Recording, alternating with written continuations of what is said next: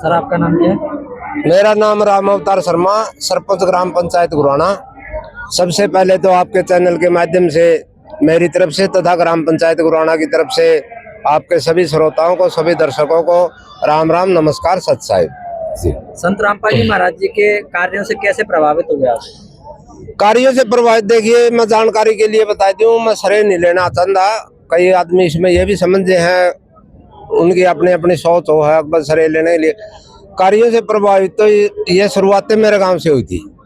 जो गुराना गांव है, गुराना गांव से ये मुहिम चली थी और एक मकान बनाया था। वहां पर मैं मकान की चाबी सौंपने के लिए गया था, तो मैंने मजाक मजाक में ये कहा था, भाई मकान तो बना दिया, बहुत अच्छी बात है, गुरुजिया का धन्यवाद है, लेकिन मेरा काम तो सारा पानी से डूब खड़ा है। 5-7 मोटर दे दो, 5-7 गाड़ी पाइपा दे दो, पूरा काम का भला हो जाएगा। तो गुरुजिया ने 24 घंटे के भीतर मेरा काम में सामान पहुंचा दिया।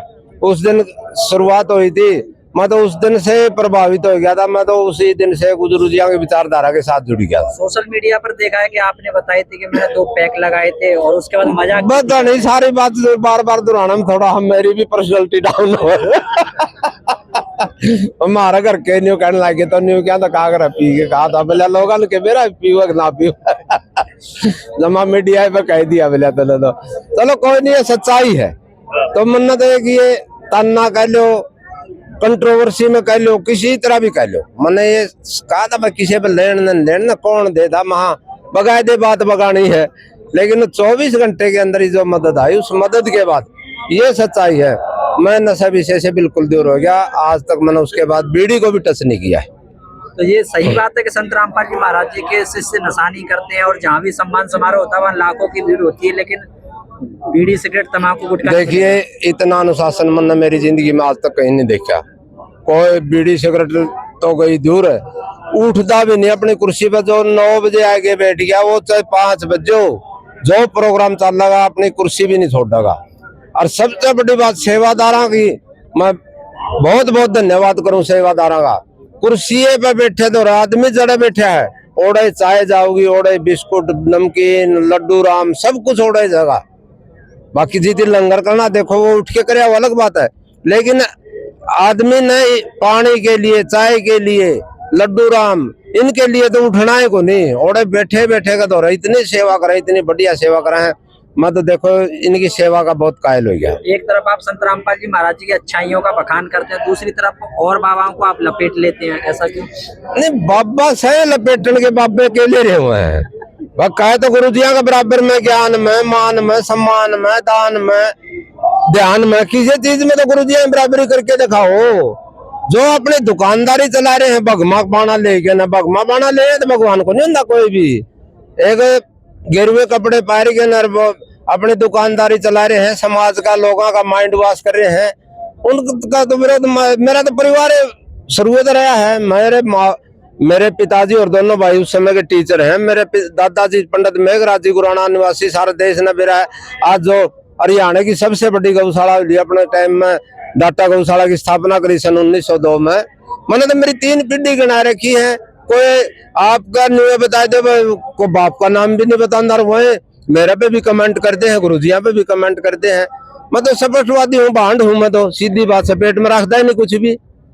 हमें तो उन आदमियों का जो ये पाखंड फैलावा है, उनके खिलाफ मेरा परिवार शुरू से रहा है और ये भी है। हमें तो क्या संत रामपाल जी महाराज जी के किसी भी जगह आपको पाखंड नहीं दिखाई देता? नहीं, हमने क्या पाखंड दिखाई दे है। अगर किसी की मुनिंदर ट्रस्ट के माध्यम से गरीब की ऐसा है कि मदद करना, रोटी, कपड़ा और मकान, शिक्षा और चिकित्सा, ये चीजें फ्री में देना, नशा मुक्त समाज की स्थापना करना, दहेज मुक्त समाज की स्थापना करना, और भाई ये बाढ़ के समय में किसान की, अन्नदाता की, जो किसान देश के लिए, समाज के लिए अन्न पैदा करा है, देश के लिए जवान पैदा करा है, नो बताओ मैंने उद्योगपतियां के इन पाखंडियां बाढ़ कितने से फौज में है, वो किसान है जिसके देश की रक्षा भी जिसके बालक करे हैं, जवान भी हुए किसान पैदा करे है, अन्न भी हुए किसान पैदा करे है, और जितने गोल्ड मेडल ले गया विदेशों में खिलाड़ी भी हुए किसान पैदा करे है। उस किसान की पैदा करके ना सतगुरु रामपाल महाराज जी ने अपने आप को भगवान होने का प्रमाण दिया है। पाखंड बताओ कि अगर ये चीजें पाखंड है तो मैं तो आमंत्रित करूंगा जितने भी संत हैं, जितने भी कथावाचक हैं, आओ जी करो यू पाखंड। समाज की सेवा करना अगर पाखंड है तो करके दिखाओ पाखंड, बड़ी अच्छी बात, मोस्ट वेलकम, स्वागत आपका।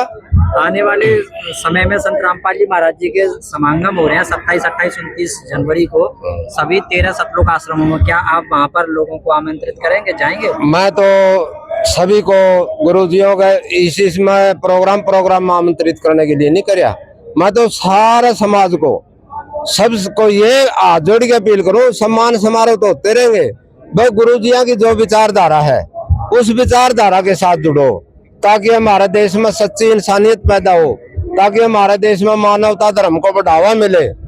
इंसान कबीरा कुआं एक है, जल भरे अनेक, बर्तन बर्तन में ही भेद है, पानी सब में एक। तो हम तो परमपिता परमात्मा की औलाद है नहीं, वो 36 बिरादरी, पूरा समाज सारा एक है, लेकिन कुछ अपने दुकानदारी चलाने के, चाहे वो कुछ संत ला लो, चाहे वो कुछ कथावाचक ला लो, चाहे कुछ वो मंदिरों के बड़े बड़े पुजारी ला लो, चाहे उनमें कुछ राजनीतिक लोग भी ला लो, उनने अपनी दुकानदारी चलाने के लिए समाज को राजनीति को करने के लिए समाज को जातियों में बांट दिया, हिंदू मुसलमान में बांट दिया। लेकिन सातों एक के परमपिता परमात्मा ने अपने घर से जिसका भी जन्म दिया है वो एक इंसान का रूप में जन्म दिया है। इंसान से बड़ी कोई जाति नहीं, मानवता से बड़ा कोई धर्म नहीं। आपके साथ में कलाकार भी हैं सर?